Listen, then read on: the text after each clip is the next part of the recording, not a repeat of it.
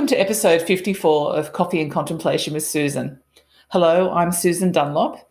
If this is the first time you've tuned in, I'm very grateful for your presence. And if you've been with me before, I truly appreciate your coming back. Today's guest is Donna Zajonc from the US, whom I'll welcome in just a moment. Donna is currently riding the early waves of her long-awaited book launch, getting her beautifully crafted words out to the world of coaches like myself. I know Donna as the co-founder of the Centre for the Empowerment Dynamic, partnering with David Emerald, who is the best-selling author of books The Power of TED and The Three Vital Questions. How this work came about is David had an epiphany one day that led him to creating TED, which is the antidote to the dreaded drama triangle, and we're going to talk lightly on that today so that I get some context around what we're discussing in Donna's book. One day he told Donna about his epiphany, and Donna, embodying all the roles of TED, which is the empowerment dynamic, enthusiastically supported David to get TED and later the Three Vital Questions out to the world, and they're still doing it, and it's growing strongly. I met David and Donna in studying and becoming certified as a trainer in their work last year. Donna's passion, or ministry as she calls it, to deliver and expand the work of the Centre for the Empowerment Dynamic to the world for individuals, communities, huge workplaces, small workplaces, everyone, just for the greater good, basically. Donna this year added the icing to the cake by getting her book out to the world, and so we're going to really talk about that. The book is called Who Do You Want to Be on the Way to What You Want? I've listened to it on audio and I've read it, and it feels like a gift to read. It's a gift to each of us, and most definitely any coach would be really worth reading it. And the trainers at TED, we've all embraced it. It creates a ripple effect. It impacts you. It's that coaching yourself first, which every coach really does do in their journey into coaching over the first 5 years even. And then the ripple effect of that becomes a gift that we keep on giving, because what we take in, we obviously then can give out to the world more authentically. So how magic a formula is that for a book? I'm going to welcome Donna now. So welcome, Donna. I'm really looking forward to our conversation today. Yeah, Susan, thank you. I loved listening to you as you were describing the gift. Thank you. And yes, let's jump in. I'm really excited to be here also. Wonderful. Okay, so Donna, what I was thinking, so we are going to have a little bit of a deep dive into your book and how it originated and the title of the book, which is a coaching question in itself. But before that, because there is the basis of the dreaded drama triangle, which we can cover, and also TED, the antidote. And I think in the idea that you have produced a book, and for what the audience often listens to in other people, there's that inner critic, and what your work does cover does really go into this inner critic work. So shall we go there first? I think that's a good place to start, and I especially want to highlight the reference to being a coach. Yes, you're a professional coach. I've been a professional coach for 20 years now. And the listeners who are not coaches, we want to invite you into the conversation as that all of us have an inner coach. All of us have a part of us that has a wise guidance system. And in this book and in our conversation, we're going to be highlighting, Susan, don't you think? That's really what we want to highlight, is how do we access and claim and discover. As we hear our inner critic, we can also hear our inner coach. So that's where I hope that your readers, your listeners will take away. And so to your question about the drama triangle, what is it? Well, in the late 60s, a doctor in the West Coast, Dr. Stephen Cartman, named, I think his gift to the world is that he named that when we get uncomfortable as human beings, there's 3 primary ways we behave as human beings to manage the anxiety we feel when we're in conflict, whether we're in conflict with ourselves or conflict with what we don't like. It's raining today, so that's a conflict in itself, or a conflict with another person. Whenever we don't like something, there's 3 primary strategies. And what he said was the first one is that we disengage. We start saying, oh, it's not the way I want things. And he called that the victim consciousness. We feel a victim to whatever it is we don't like. So the second role he named was the persecutor. And the persecutor is that problem, what it is we don't like. And in this case, we tend to lean against and try to take control and manage things. So when we feel victim-y, we disengage and say, oh, poor me. When we're in that persecutor, we say, hey, people better listen to me and do what I want. And then when that gets engaged, there's a third role, Dr. Cartman said, gets engaged, and that's the rescuer. The rescuer leans in and says, oh, let me help. I don't like conflict, so if you'll take my suggestions, you two, that victim and that persecutor, everything will be okay. Or just let me do it for you. So those are the three main roles that make up what Dr. Cartman calls the drama triangle. Now, in our work, we've renamed it the dreaded drama triangle, or DDT for short. Does all this resonate with you? Yes. Yes, very toxic. Yes, we call it toxic, the DDT. Yes. Well, what David's epiphany is that, that part of us is the part that is in conflict and is heavier emotions. All three of those roles evoke not our best self. And we also, all human beings, have this natural higher best self. And what he named was the roles, or we call them sometimes the antidotes to the dreaded drama triangle roles. So the opposite is victim is called the creator. The part of us that creates what we want. The opposite to the persecutor, David named, is the challenger. So we still lean in and want to get things done. We become a truth teller, though. Rather than putting down and taking charge and controlling others, we start asking ourselves, what's here to learn? What's here for you to learn, or our team to learn? How can we grow and be our best self? So we can say a lot more about that challenger in just a moment, but that's the best side of it. It's our will to want to do good. Mm-hmm. Now, what's the opposite of the rescuer? Well, this is where it's fascinating. And I think David really did a wonderful job here. He named this part of us, this helper part of us that wants to help, the coach. But instead of taking charge and fixing others and overstepping our boundaries when it isn't ours to do, now we learn to coach. We now learn to ask questions. We're still supportive, but we don't do for others what is theirs to do for themselves. And that's where this inner coach that we could talk about here today, that we could really activate. And rather than rescuing, we can coach ourselves, we can coach others. Yes, and as you said, it's not about being a professional coach. It's being the coach in the leader that you are in any role that you play in life, isn't it? It's taking that role into your heart in terms of, supporting what you do want, not what you don't want. Isn't that key? To know more about what we do want than to focus on what we don't want. When I'm stuck in the DDT, I'm racing around those three drama triangle roles. And every time I wake up and hear myself talking, observing what I'm doing, I'm focusing on a problem. I'm focusing on the anxiety or the heavy emotions I feel about that problem. And I react in some way to manage that anxiety. That's all common to all three of those roles, which is the exact opposite for the foundation of the empowerment dynamic roles, isn't it? What do you focus on, Susan, when you know you're fully living in the TED roles? And by the way, that new triangle we call TED because it stands for the empowerment dynamic.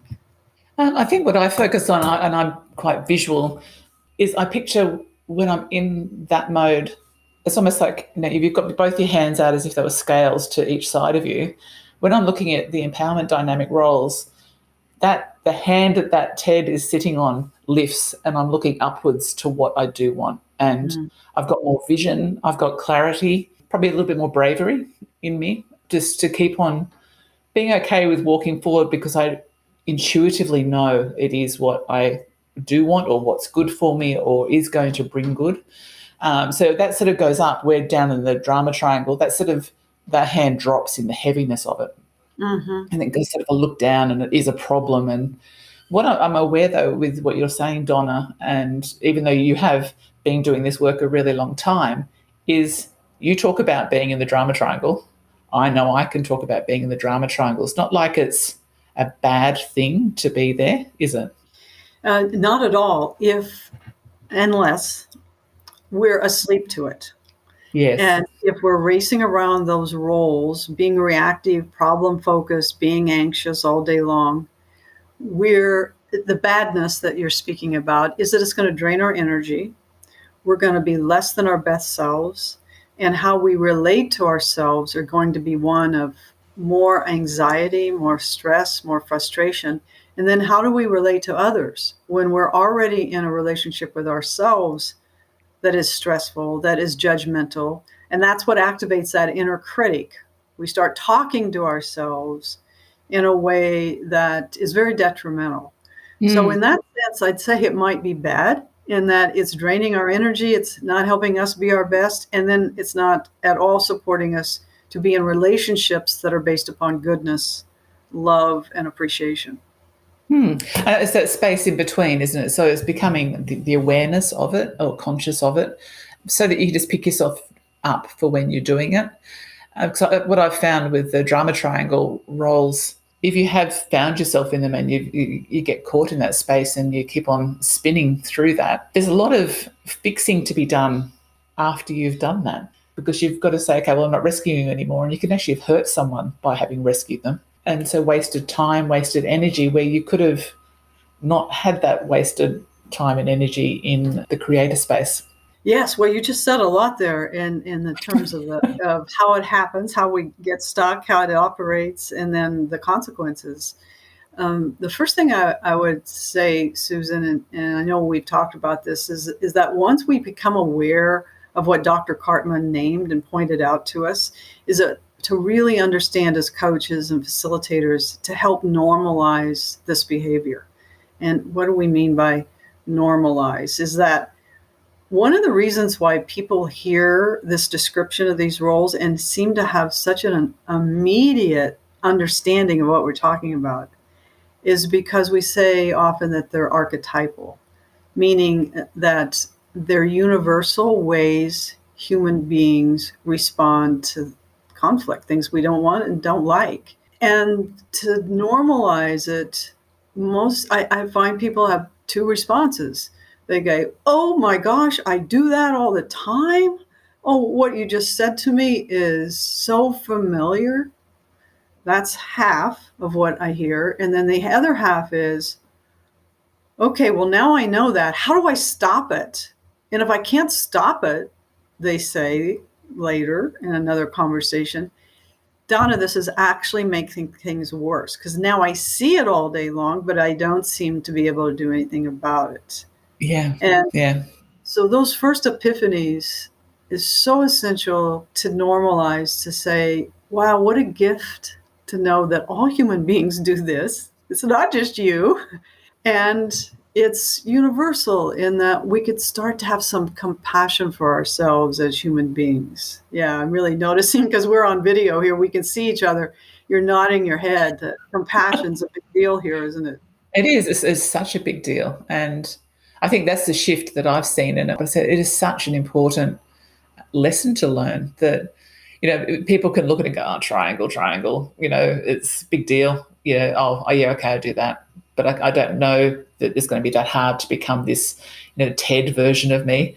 I think, gosh, it takes work, and it is so worth the work, and that the compassion, the self-compassion that you have to go through, because it has been with us all our lives mostly. That is what I became aware of, is why I was really interested. And I said to my husband, Tom, said, I need to not just read the book, I am going to deep dive into this work for myself first, because it was just the way that dysfunctional families definitely rotate around that, all through your childhood. It hits you at all different types of levels and depths. So it is it's amazing work. That's another reason why I so appreciate this work is that it's both a very quick read to understand, like if you're on the highway and some speeding motorist just cuts right in front of you, you immediately want to say nasty things and persecute them and look for the rescuer down the road, the police officer that might pull them over. So you can see it happening in everyday moments so quickly. Yes. But you also can see it in very profound lifelong patterns that can help enlighten how you've responded to something in your life. So it's a wonderful framework when you can apply a framework like the drama triangle and the TED roles to everyday situations as well as very big emotional, bigger situations. And that's what we say, meet people where they are. And before we go on, I want to make one important point, and that is the difference between victimhood and victimization. So everyone is victimized from time to time. That driver is, in a way, victimized by someone speeding. We're victimized by storms, by poverty, systemic victimization. We're victimized by a health issue, by the pandemic. That's not what we're talking about here, because we all have those moments. What we're talking about is victimhood, an identity that we take on in response to life. And that's a big difference, isn't it, Susan? It's huge, yes. And that's it's the roles we play. The choice we still have. Yes. To respond to whatever is out there that does happen to us. It's still, we're always at choice, aren't we? Yes. About how we respond. But we're not at choice if we're not aware of our automatic habits that respond to something without thinking about it. And that's why, again, I love the drama triangle and TED roles, because they help our inner observer to wake up. What do we mean by that inner observer? It's the part of us that can witness and notice. And when we wake that part of us up by just simply noticing and naming, wow, something just happened. My husband just said something to me and I just noticed I got a real tightness in my gut. I wonder what that's about. And we start back ending into, did I just feel persecuted by what he just said? Or do I feel powerless? So the roles, when we can apply them, can help us dissect, if you will, of what is occurring in the moment. And when we can do that, that observer wakes up and we are now able to be at choice. Yes. And that's where I think the tools in your book, in relation to them being coaching tools, and as you said, coaching in terms of being a coach in everyday life, they will help with that space between and that sitting and naming it. I've done that a lot lately. I think, hold on, what is that feeling that I'm feeling right now? And just sat with a cup of tea and thought, okay, so, and you feel a bit odd doing it sometimes. You think, you're going to dissect this? It's so worth it. And you do, you can start to see the inklings of that honesty within yourself coming to the surface, going, oh no, that's interesting that you're doing that, but you're making it about you and it's not really about you. Or even that becoming conscious of what, another person's going through as you get on the screen with them.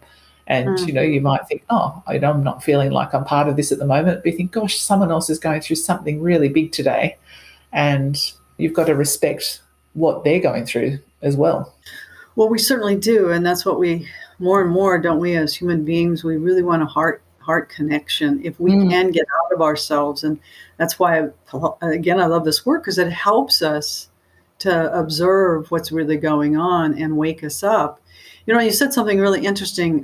Do I really want to reflect upon this? Or maybe you said ruminate. Now I don't know. But what it made me think of is the difference between reflecting and ruminating.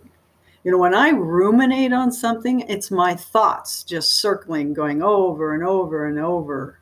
What I've noticed about when I have an experience of reflecting is that I'm learning about an emotional response. I'm learning about something that is larger than myself that's guiding me. And it's not a repetitive circling over and over and over again like ruminating can be. And so I believe that's really important to reflect for the purpose of seeing and learning. And as we do that, we can hopefully let go of patterns that have kept us stuck.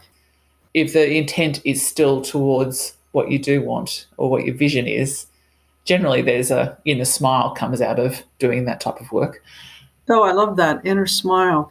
And where does that come from? And for me personally, and those that I've coached, I think that inner smile comes from shifting our focus on what we do want. And that is the creator essence. And that it is so common for everyone, all human beings, because of our default tendency to focus on problems and what we don't like, and the anxiety we feel about those problems. That's what activates our inner persecutor. We start saying things. I mean, I could share a couple of things that I know I say. Very, very common is, why didn't I figure this out? Why don't I know how to do this? How come somebody else knows how to do this and I don't? Get into really nasty comparisons. I don't know if you're willing to share your inner critic and what you say to yourself. I've had one, and it was well seeded early on in life, but it was, who does she think she is? And she hasn't got a dinner. So that was an external comment to me, but I hear myself say that. And it was interesting in reading your book. It was like the hypnotic language of your book, which we'll talk about soon. It made me realise that I call her my mean girl. She's a mean girl inside me. Yeah, I like it. She's just there with a cigarette going, She's like, I told you didn't have it in you. I think, oh, I love that you're laughing about it now. Oh, I can see her. I see her. She sets, and in my own book that I've written, it's in drafts still in editing process, but she's got old, and she's just got, the cigarettes just dripping out of her mouth now, and, she's had a day, really. Oh, my goodness. So the laughter, though, is part of the lightheartedness because laughter is a lighter emotion. The heart-centered emotions of joy, laughter, appreciation, kindness, love, ease, peace, harmony. Just as I say those words, they're very, very heart-centered, and they're lighter emotions. Literally, energetically, vibrationally, they raise us up. And the TED triangle, is an upward-facing triangle, where the dreaded drama triangle is a downward-facing, very delicately imbalanced on the point of the victim. And in those energy patterns are fear, worry, stress, control, anxiousness. Could you add a few more? My word is just stuck in there with drama at the moment. So blame, gossip, all of those words. All of those words, and the vibrational state of those words are very, very slow, thick, darker, heavier energies. So what I was really keying in on is your lightheartedness of the way you held your story, your drama story, of that inner critic of, for me, when are you going to get this figured out? And for you, she doesn't have it in her. She doesn't, of course, look what you do have. But so those who are listening, we might invite you to consider what might be your drama story or your deficiency story that has run a thread through a big part of your life, and to hold it lightly, to know that everyone, all human beings, have some aspect of this limiting story, and we can hold it. We can be with it and get curious and frankly laugh about it, because isn't that amazing how much time we've spent allowing it to grip us? Oh, it's amazing. And when you do start to listen to it from that different perspective, it's like, oh, really? I think even one of my other guests, Beck Sweller from Sexy Sobriety, she said when she talks to what she calls her inner critic, she just says, look, you know what? I've got this right now. Come back to me in 18 months. Thanks. Yeah. I have a little committee meeting sometimes in my head, and when I name her, I usually have a name, and I say, would you be okay if you just set up here on the shelf here for a few minutes? I'm going to have a conversation with my better self, my creator self, and we're going to focus more on what I do want in the situation. Thank you for your input, but it's okay for you to rest for a few minutes. Yes, yeah. It makes room. Literally, when we I'm visually got my hands in front of me, and I'm picking up that inner critic, and I'm setting her aside and saying, it's okay for you to be quiet for a while because I've got this. Yes. Yeah. Literally makes room for the lighter hearted creator aspect. More and more, we're really aware of the lasting impacts of trauma, and of really serious, devastating, violent trauma sometimes. We both know, don't we, Susan, the importance of reaching out and ask for professional help. Oh, and for sure. Absolutely, I can't imagine how many thousands of dollars I spent on therapy over my several decades. And there is a place where you can get with support, depending on what you're going through, to be able to use these frameworks to help you on a really everyday basis. And that's what happened in the story of my book. The main character being Sophia. We listened to how she had this internal talk with herself, and appreciated that really spoke to you of how the story was written. She's obviously going through change herself. And I won't be a spoiler of the story, but it was really interesting to me. It can even come across as being quite simple what she was trying to work through, but it was heartfelt things that she was working through. So it speaks to any reader, whatever level, that truth teller side of it. I think that was a big part to me. And I purposely wanted the readers to know that even a successful master coach like Sophia is in the story, she has her own wounds. She got very attached to a particular job and work that she wanted, thinking that it was her path to be of service in the world. And when that suddenly went away in a very traumatic way, she had her heart broken. It wasn't life-threatening, but it was still something that really mattered to her. So in that sense, the reader hears how long she defaults into criticizing her for herself. What did she do wrong that she lost this perfect job? And it really is important, I think, for us to all share that no matter how good you look on the outside, how capable, how professional, we still have this inner dialogue, this inner persecutor that can arise. And the key, though, is listening with compassion, which we've talked about, knowing that this is a common human phenomena, and then to hear what is the gift in that whisper. Is there anything that we need to pay attention to and tell the truth about? Maybe there is something I could have done or taken more responsibility for. So a big part of the story is learning that there is gift in our drama. We would not be reacting to a situation unless there was something we cared about. If we didn't care about it, we just go, oh, whatever, and we just go on. But that's an epiphany, and that's a surprise, I think, in the teaching of the story, that once we get facile with observing ourselves in this drama triangle and hold a tension of resting in it and observing, we realize there is a gift on the other side of our reactivity.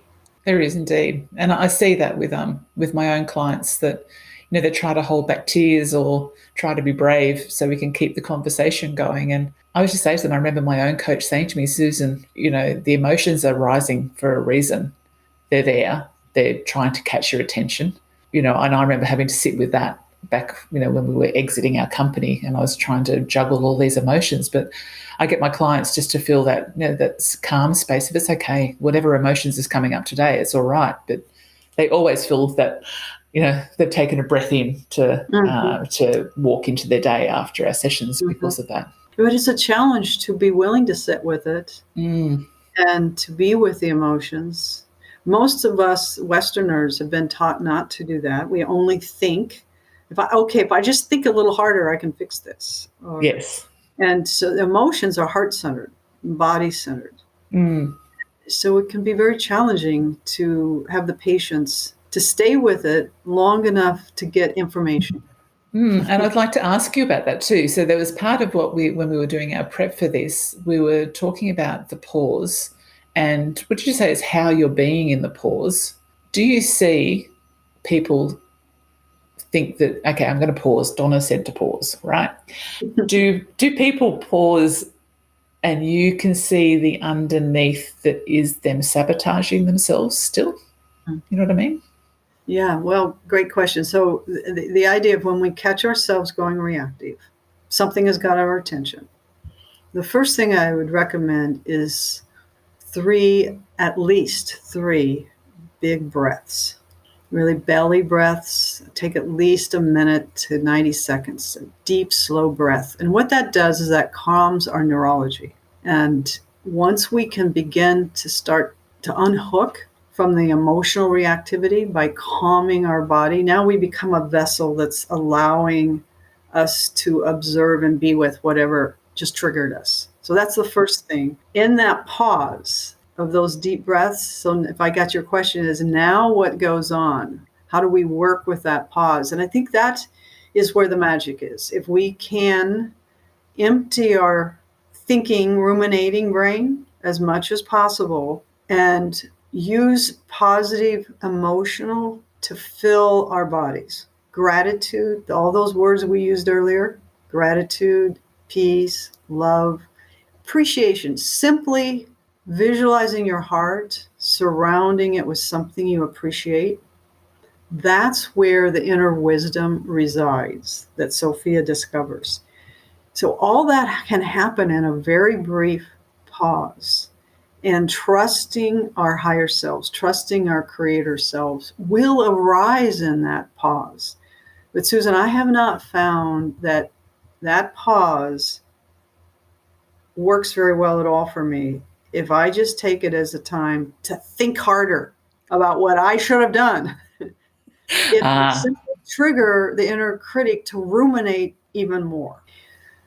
Contemplative practices help us then in the moment when we get triggered with our partner, with the jerk on the highway, to be able to, in 3 breaths, to allow us to empty and access that heart-centered inner wisdom guidance. That's going to happen sooner. We're going to catch our reactivity sooner and transform it faster. Yeah. If we can do those things. Well, it's a practice, and calming our thoughts, it could be painting, and it could be woodworking, it could be gardening. There's other ways to learn to be really present to the moment. Yes. And because what we're doing is training our body to be calmer, so that the part of our brain, the older part in, the reptilian brain that's referred to now so often, we can interrupt that constant inner critic reactivity. And it goes back to being able to see it and catch it sooner before we go all the way down the rabbit hole. Once we do that, then what do we do with that pause again? And we know that there's a better place in us. There is that creator, challenger, coach. That's the coach that gets curious about, wow, just what happened? I just felt my stomach and I'm not. And the challenger, who's more of the truth teller about, well, what did I just say or do that may have added to it? That's one of many things the challenger can do for us. But the creator consistently asks, given the situation, what do I really want here? And we always have a choice. Even though we don't like the situation, we still have a choice about how we respond to it. Yeah. And on the external side of the creation mode, there's that creativity, which we're going to talk about a little bit around your book. As Elizabeth Gilbert said, in her Big Magic, I was recommended to read it after I did the first draft of my book, and the editor said, Susan, you've got to release it, because I was like, worrying about what's next. She said, you've written these words out. You've got to let them go out to the world now. So she said, now read Big Magic. I was like, okay. So I read that. And I got it, felt it. Your book also goes into that space of that letting things go.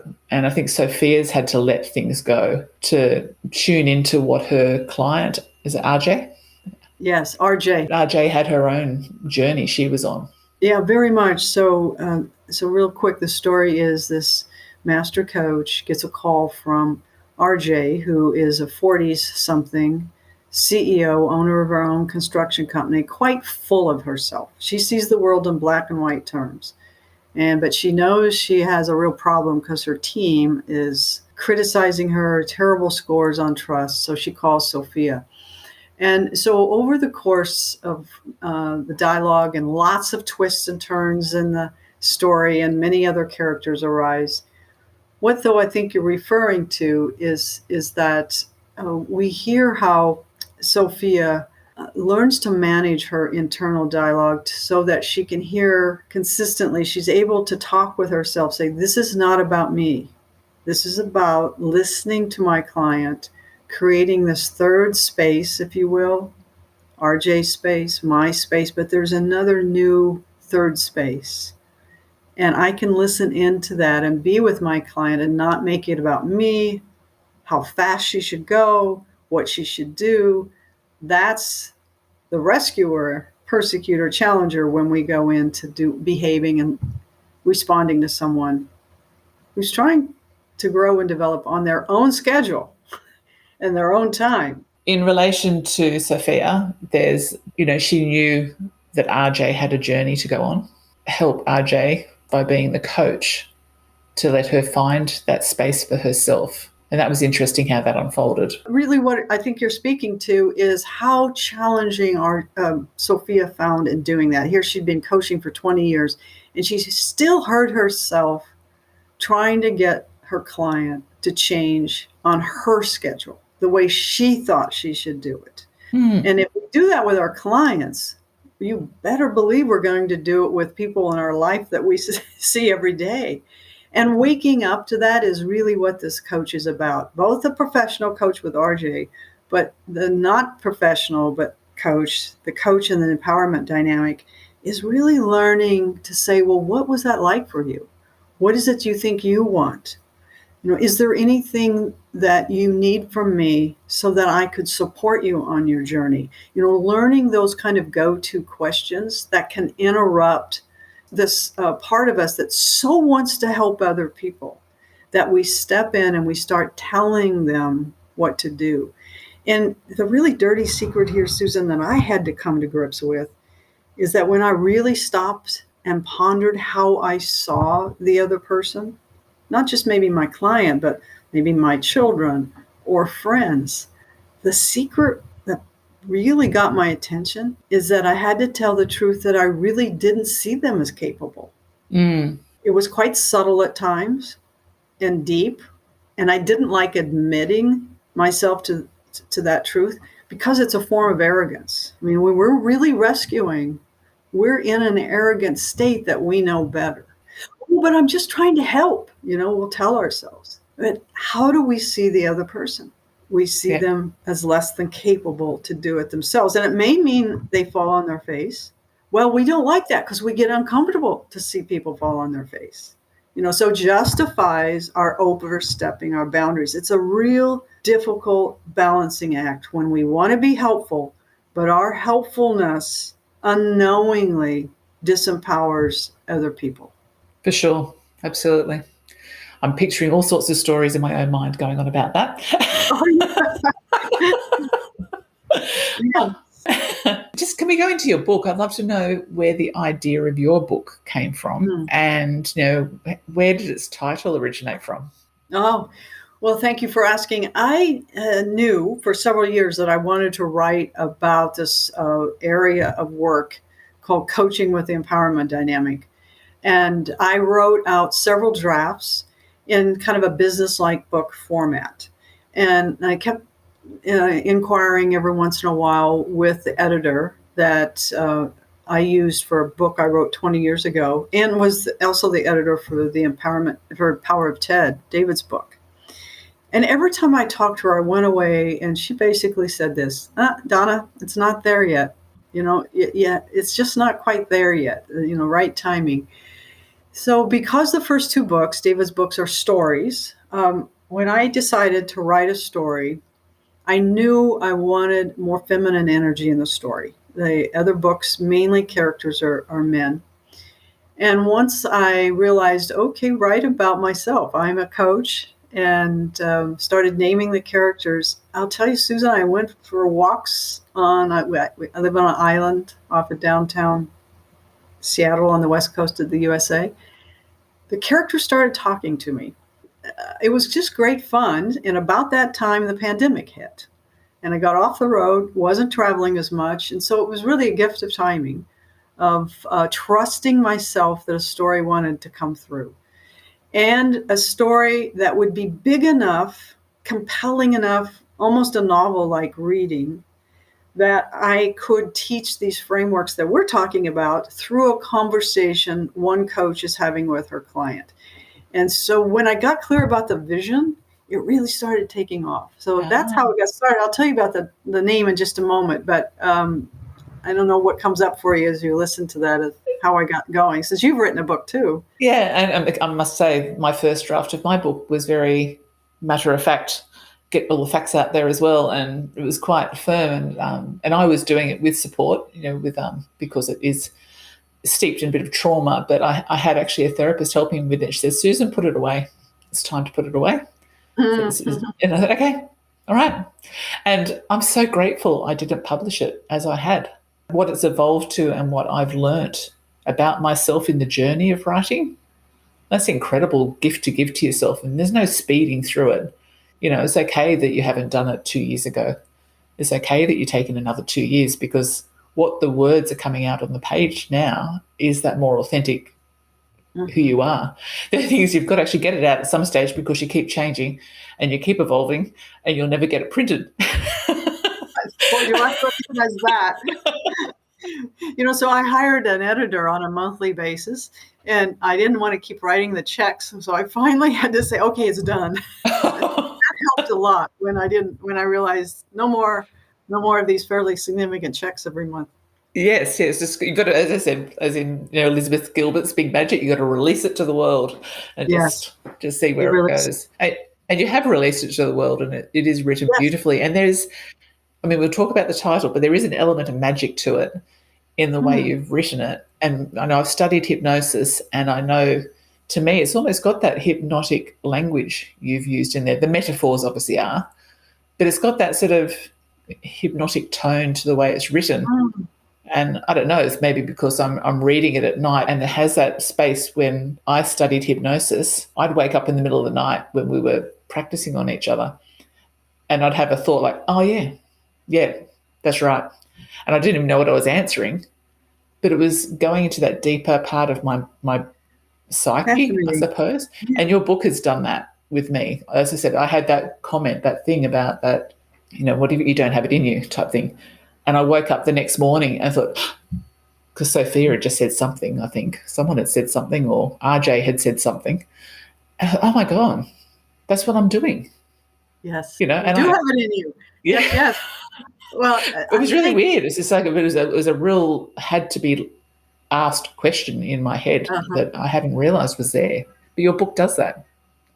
My goodness, I feel so honored to receive that feedback. Thank you very much. And fairly recently, I got an email from a woman who said that it became like her prayer.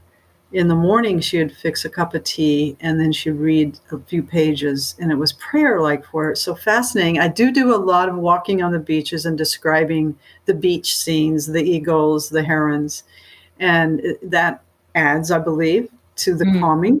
There is a calmness to the prose and the writing. And I had a great editor, I want to tell you that. But I do write a blog every Friday for our work, for the Center of the Power Dynamic. David mainly edits, but I write most all of them. And so that helped me to learn a rhythm of writing. So it does take practice. But I also wanted to share a little bit about the title, because as I wrote, the theme, this big idea of resting and staying with your drama so that you can find the gift in it of what is it that I care about that's got me so reactive. And so as I got about 2/3 of the way through the first manuscript, and I got so excited about that, I decided the title was going to be Love Your Drama. And, love it, just make friends with it. And so I had 5 people that are real close to me that were the first readers. David was one, 2 or 3 of the trainers that and then my daughter, who I'm quite close to, and she's, just turned 40. So she's in her early wise years, I would call it. And as I interviewed these 5 people and asked for feedback, I had a pretty structured interview process. And then the very last question was, what do you think of the title? And I was all attached to it. Believe me, I liked it. love your drama. I thought it was so cool. To a person, they said, no, nobody's going to get it. They think it's going to sound like it's some theater movie drama. And then I had to put it away. I told my editor, I can't even think about all this feedback for at least 2 months. I'll call you in 2 months. And then when I did, I was refreshed. And she said, don't even think about the title until you get all the way through and then read it one more time. Well, that happened. And my daughter sent me her manuscript with her written comments. And toward the end, where one of the characters says to another character, I believe the larger question, Sophia, is who do you want to be on the way to what you want? And my daughter circled it and said, Mom, that is gold. Maybe that's the title.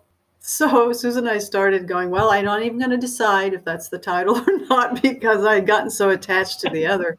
But as I sat with it over the next few weeks, it felt very juicy. And I mean, isn't that a core existential question we all want to ask, no matter what we're after? And we've been obsessed with goals and success. And now with the pandemic, I think we've had a global universal awakening. Is that really what's important to us, all these things? Or is it our relationships? And first and foremost, our relationship with ourselves. Who do we want to be? Whatever it is we're going after. So that's the story of how the book got named. And really it's what Sophia is about, is we watch and listen to her unfold from her wound and trauma as she goes through the story. You could make a bumper sticker with it on it, but people would have to get too close behind you to be able to read all the words. Who do you want to be? Who do you want to be? On the way to what you want. It's definitely it's a mantra to me. I've since I've had it, I'll often look at the title where it's sitting in the house sort of thing and think, so today, who do you want to be? And it makes you sit and think. Yeah. So my mantra, thank you for that. I'm really enjoying and appreciating your feedback. So my morning mantra is, what do I choose today? What do I choose? Do I choose peace, joy, love, happiness? Do I choose that no matter what's going on? Because again, we're always a choice, and that's what I want to choose on how I want to be. That's lovely. So they're related. Yeah, they are, aren't they? Yeah, it's amazing though that as they say, the title's in the text somewhere, isn't it? And even saying that as the larger question is, I think, oh, hold on, she just said it. What do you see your book's going to do for the coaching world or for the readers in general? Mm-hmm. And, I haven't gotten really attached that it has to do anything. Really a surprise, which was my transformation as I was writing it. There has been really lovely feedback on Amazon, for sure, where most of the reviews are written. And it will be kind of core reading as I teach and launch more coaching courses, and certainly with our trainer community. And, certainly enjoying conversations like this. It's a pivotal time in the history of the world. I think if we pause and ponder it all, I would say universally we know, your listeners know, that we're at a global crossroads of who do we want to be as human beings. And that's going to answer what kind of policies are we going to have in our state departments, our governments. How are we going to relate to one another in our countries when there's a conflict? Who do we want to be is a foundational question, I think, for years to come because of this crossroads moment. And we're not through the very, very difficult things we're facing. I think life is going to get faster, more and more challenges. And so for me, I'm in it for the long run of a story and teaching. And as you know, there's lots of tips and suggestions on how to be your best self through the whole dialogue of the book. Yeah. And even back into the other book too, the 3 vital questions about, question number 1 about, where are you putting your focus? In relation to what you've just said there about globally, I've started to really tune into so much more and asking that question. You're thinking, so I wonder what they're putting their focus on. Yes. Are they looking at what's underneath? Are they looking below that surface to see really what is the issue that we could be resolving? Sophia asked that question many times during the dialogue, doesn't she? Yeah. It's absolutely core. If we don't know what our true focus is, and most of the time the default is we're focusing on what we don't want and don't like. The anxious, the heavier emotions in response to what we don't like. I was just wondering over the last few years, and I've asked this question to a few people because the podcast actually started through COVID times. What have you seen that's been a blessing that's come from the times that we've been through? The blessing is the accelerated global connections. For us right now, not to think twice about connecting for this podcast. Before the pandemic, we connected, technology-wise, but not with the ongoing ease of which we do. The second thing that's been a blessing is because of that, the technology has made it so much easier to accelerate these connections. And everything is about connection. As we connect personally, we're going to reduce the barriers and judgmentalness we have about people in other cultures and other situations that are different from ourselves. That's going to help us access the ability to see the oneness, to see the unity that we really have. So I think it's been a huge blessing. I got to tap into your classrooms overnight for a few nights there throughout last year. And the watching even you and David having to adapt in those 2 years was a big thing. And I think the creativity and resourcefulness in the coaching, it was at the training course. Your daughter went into labour on the first day, and you're supposed to be sitting there being the coach, and you're sort of hopping in and out of the screen because, suddenly you had, young Charlie to take care of. I had her 3-year-old because she was in the hospital. Yes. Oh, I remember that very well. Yes. And I was just, just observing, thinking, oh, look, she's nearly got a serene face on all the time. And, Dave is trying to manage from his side. And I think, gosh, the stuff that people had to juggle that they would never have had to think to do before through those 2 years. It's just, to me, that was extraordinary, how people stepped up to the plate and developed new and how you had compassion for me. Oh, for sure. Before that, first of all, I would have canceled and not even gotten on the airplane to go to the live session. You wouldn't have come to the U.S. most likely because of the expense and the time to go. And so seeing each other as human beings is just such a huge blessing for us to see our unity rather than our differences. Yeah. And celebrating people's ability to adapt and be resourceful and creative. Yeah. The training ended with, a few days later, the birth of your other grandchild. Yes. I was like, oh, we're all in it together. It was just such a beautiful experience to... It was. Thank you for reminding me of that, yes.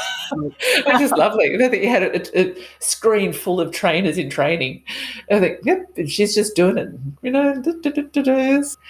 Beneath the surface, is there other things that go on that you've had to deal with and, that makes your heart heavy? Or is there anything else about what you've done in the last few years that have, needed you to find some new level of you, of who you are or who you want to be? Well, that's a big question. There's been a lot going on in my life, and I write about it in the introduction of the things that have gone on. I've had an adult son go through a mental health crisis, and we've had alcoholism in our family, and a new grandbaby. So, and I've written a book. So, and I also turned a major decade in my birthday. So yes, there's been many things. And so the decision is each morning is, what do I choose? And I choose joy. I choose happiness. And it's completely shifted the vibration of my inner state when I make that choice every morning. That's beautiful. And I didn't do that before the pandemic. So I would say in reflection, it's been that choice, knowing how my next door neighbor growing up in a little small town, we were 3 months apart, and he died New Year's Eve from COVID. And that really hit me hard, the passing, so the pandemic for me has been monumental in choosing who do I want to be, choosing joy. We're coming to the end of our chat. I was just going to ask you, you've said a morning mantra. Do you have anything that you apply when you're going to push through a layer of fear and just do it Yeah. anyway? What do you ever say to yourself to get yourself through that? Well, I remind myself that it's never as bad as I think it is, and that baby steps, I would say. I take baby steps very seriously. And what I mean by a baby step is incremental learning. I really only need to identify the next step. And because this arrogance comes into play again, where we think we know how it's all going to turn out. Mm-hmm. And I've been very much part of that. I'm a real doer. I get things done. I've had outward success in life. And the speed of life now, and things that I just spoke to that have been difficult the last couple of years, I've learned that I really have no idea how things are going to turn out. But so all's my responsibility, and this is really deep philosophy now, Susan, is what is the next best step? And that's all I need to know. Take it. Pause, adjust, access my inner wisdom, and then I'll know the next step. And it's a whole different way to live. Yes, that is. That's a major shift for, gosh, I imagine many people wouldn't be able to consider doing that. Lovely. So what song, because this is on Spotify and Apple, what song is your favourite sing out loud song in the car? Yes. So this one I have gotten very attached to. I listen to it almost daily. It's an Australian singer, Trevor Hall, and it's Put Down What You're Carrying. Oh. And it's got a great beat. Put down what you're carrying. And it's part of the whole learning, the work that I'm doing is put down anything that you're carrying and lighten the load. It's really a favorite right now. That is a nice way to end, isn't it? So I'm going to thank you now, Donna, for coming and talking. And that was an absolute pleasure. Like, there's so much we could have spoken about. But what we did speak about, it resonated a lot with me and said you had me thinking, and I'm sure it's going to have the listeners thinking. So I really appreciate your time. And yeah, thanks again for coming on. Thank you, Susan. And thank you for those that listened. And blessings to you all for a good life and choosing joy, choosing who do you want to be on the way to what you want. And might say also, I do write a blog that's at our Center for the Empowerment Dynamic website. You could sign up for, and love to hear from you. Okay, well, I'll provide the link to that, Donna, in the episode. So I'll have the little blurb there. I'll put some details down there for people to click through to. Okay. All right. Wonderful. Okay. So I'm Susan Dunlop. I'm very humbled to have the opportunity to work and grow with a community of trainers and coaches that I do with at the Centre for the Empowerment Dynamic and here in Australia. I was once a founder and CEO of a small to large healthcare organisation, so I know what it feels like to have that dream, to become the startup, to go through the hurdles that we have to go through to make our vision for our businesses become reality. When I exited Stage Right for me, after 16 years and through acquisition by a national competitor, I decided that what I would do is take all that I learnt in life and in that constant and never-ending journey of education I had as being a leader of a business, to take it to help transform other leaders, teams and companies. Leaders too, I mean, in terms of we are all leaders in all the roles we play in life. And we have that opportunity to choose how we show up every day. What I do is I combine my coaching and with a variety of modalities, including there's an e-learning training program, there's workshops, retreats, mastermind groups, and I personalize it to suit each client's needs. You have outcomes that you want to work towards, and the work that I do is that vehicle to help you get there as I co-create that vision with you. Please don't hesitate to reach out if you'd like to take a course in the 3 Vital Questions with me, or for personal or professional coaching, or even if you'd like to come share your story on the podcast show. I'd be only too happy to have a chat about any of those with you. Thank you. I'll be back soon. I have 2 more interesting guests waiting in the wings to speak to, and they'll be up in a few weeks. Bye for now.